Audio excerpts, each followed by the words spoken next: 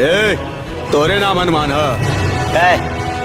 थोड़ा इज्जत से नाम ले यार, तकलीफ होला।